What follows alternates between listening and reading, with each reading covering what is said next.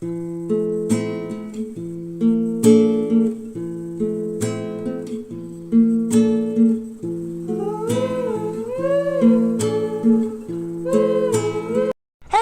and welcome back to Off Grid Homestead Our Way. Thank you for joining us. Thank you for watching our videos. Today we're just going to take a walk and we're going to talk. My name is Melissa. I'm Grant. How are you? And we're just going to walk and talk. We're going to talk about off-grid living.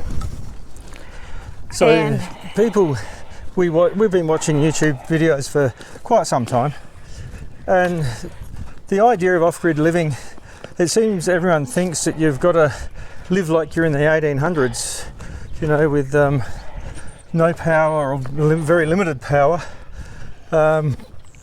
You know, like no flushing toilets in the house. We have 3. No showers in the house. We have 2 of them. I think off-grid living, you know, when we tell people we live off-grid, I think that they look at us like, you know, we're like... living in the 1800s. Yeah, and they look at us like we're weird. Yeah. And it's quite funny because, you know, our house, you wouldn't even know it's off-grid unless you were shown.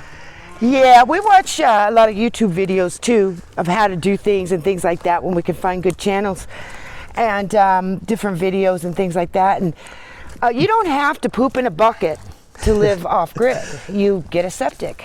You put a septic in, you put leach lines in, you plumb the whole house to it, and it's just like a regular house. You just... And how would you plumb that, honey? If you're, woo, that one's going nuts. What's wrong, Cole? What's wrong, mate? What's wrong, sweetie pie? Come here, baby. Come here. You want to see what I got? You want to see what I got? No, everyone's coming. Everybody's wondering where we're going. Yeah, it's going to be hard to get through this gate, isn't it? You're not going back there yet, buddy. No, you're not. No, you're not. Okay. As we were saying, you know, you don't have to carry water far away. There's ways that you can catch your water. How would you plumb that up if you're catching from your roof? Go ahead and open the door. If you haven't got a well, like, you can always catch rainwater. Because they're all coming, sweetheart. Here comes Bully. He's running over here. Okay. We'll just wait. Oh, okay. That bull. We may not open that gate because he's going to go through it.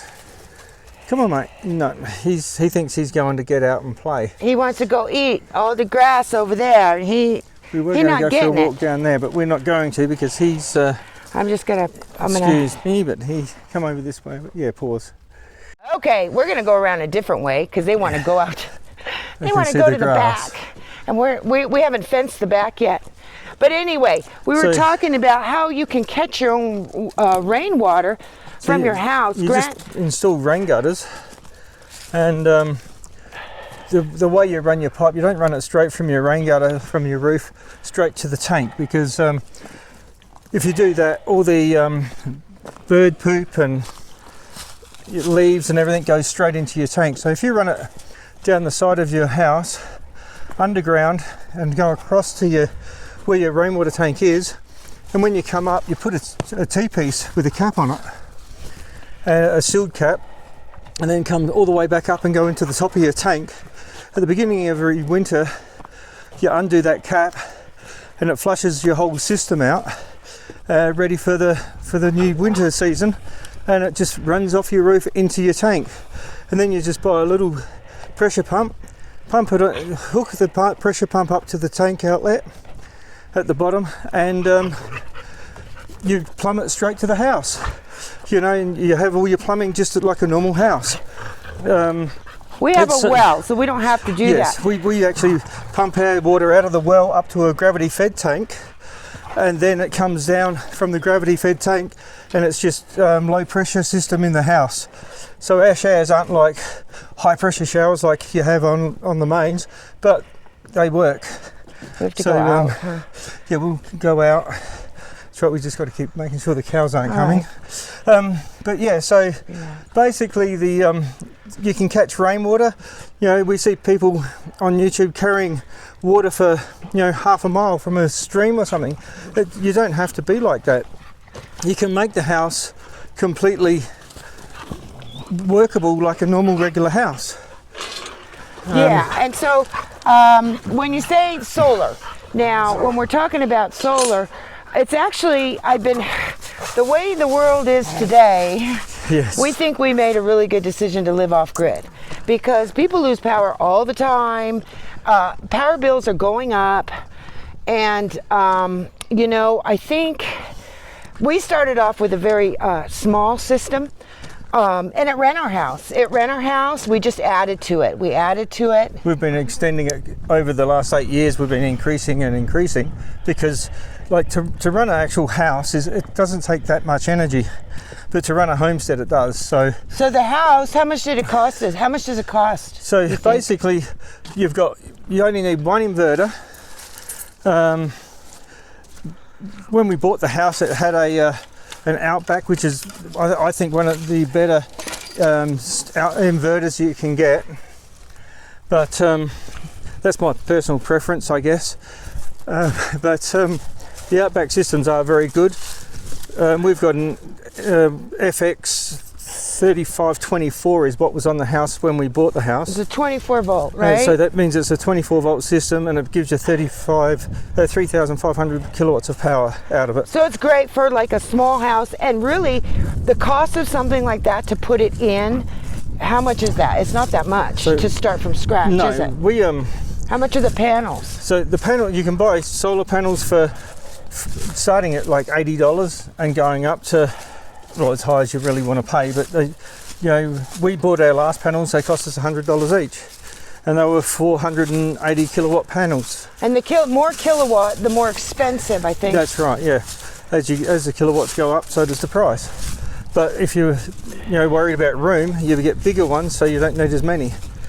Yeah. So now we've extended it to the max. So we'll be putting in a 48 volt system. Correct. We're going to swap our system over to 48 volts in the very near future, because we're trying to run a complete homestead, not just a home, but a homestead. We're running 1.5 horsepower pumps off of the solar system. We cook a lot on solar. We're putting reverse cycle air conditioning in the house this summer.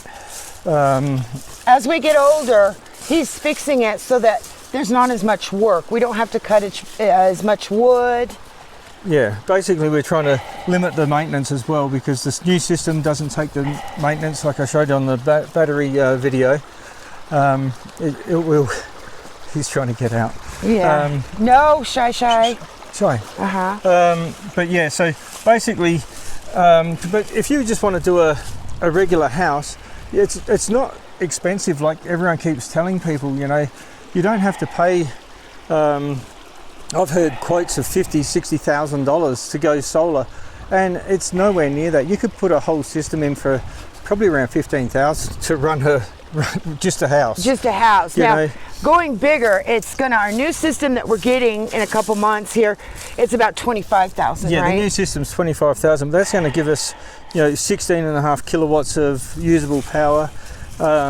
We're going to have 64 kilowatts of battery backup. The battery backup alone will last us 3 or 4 days without any sunlight, whereas now we only get a day out of our system. We've got about 38 kilowatts of battery backup at the minute with the lead acid batteries. The new system, like I said, is going to be 48 volt, 64.4 kilowatts of battery backup, and they're going to be lithium ion phosphate batteries. Yeah, so finally we're going to be able to make the switch, but it's not that hard to go ahead and to go off grid. You need land, depending on where you're at. If your land doesn't have a lot of water, you'll need some sort of rain catchment. And for those who are thinking about it, who are on the fence about it, the way the world is today, we're not a political channel, and we're not a religious channel, although I have a lot of faith in God. All my faith is in God, so I'll just throw that out there. And He will keep us. We're hoping that we believe that, again, we're not a religious channel. If things go bad the way the world is today, because it's not like it used to, everything's so expensive, and that is why we chose to do homesteading. Now, homesteading is growing your own animals, growing your own food, living off the land. Basically, yeah. Everything we consume, probably about 95% of everything we consume is off of our property. And you can raise, you don't need a lot of land. We have a nice part of land. I mean, so we can do the cows, we can do the pigs and stuff. But if you only have a little bit of land, even if you only have a little bit of land, you can still do chickens. You can have a greenhouse or a garden. You can do, for your meat source, you can do rabbits. We know people here that do rabbits, very good, lean meat. They raise rabbits. You could do goats. Some people do goats, for their milk or for their, even to eat. Well. They'll eat them. So, it just depends on the amount of land I think that you have, but you could do it on a very small part. Yeah, you can be self-sustainable on maybe an acre or even under if you pick the right food source. So, but yeah, it's but if you wanted to go solar, just getting back to that, yeah, I think you could set up a complete house for under $15,000. It doesn't have to, and that will run your house like a normal, regular on-grid home. You don't have to poop in buckets or shower outside or heat, Yeah, it's kind of heat water. portrayed like that, and you don't have to live like that. Our house runs normal. Yeah. Like a normal house. We have so much hooked up there, and it's doing wonderfully. So this is just a quick video on the solar. Well, living off grid as well, you can, people, like I keep saying, people portray it so badly, and it doesn't have to be that way. It's a good thing. Yeah, being self-sustainable, if you lose power, it's up to you. You know how often you lose that power, And people are always willing to help if you have questions and things like that. Grant's learned a lot from neighbors. Yep. And we've helped a lot of neighbours as well, set their systems up. Yeah. So you can do, really you can make your house, your property completely self-sustainable, power, water, everything.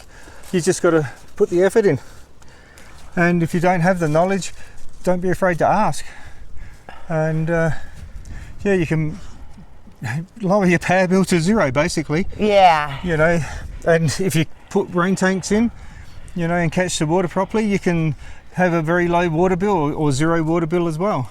If you don't have a well. If you can't get a well or haven't got a well, I know where we're at, the wells cost around $30,000 to drill, which is a bit of an expense, but at the end of the day, you've got free water after that. You've got your wonderful water. And we have it just running out the ground everywhere at the moment. Yeah, it is going everywhere. That's from the artesian there. It's all on the ground. It's coming down, and it's coming all down. And it's going to the creek. Its way down to the creek down the bottom there. Well, guys, thank you. Do you have anything else, honey, you want to add? I think that's about it. It doesn't have to be that hard, guys. If you're on the fence, if you're thinking about it, or if you just have a small system. Yeah, and if you've got questions, put them in the comments. Put them in the comments. We're happy to help. Yep. Share our videos out, please. Yep. Y'all have a great day, and we'll see you soon. Thank you. Bye. Bye-bye.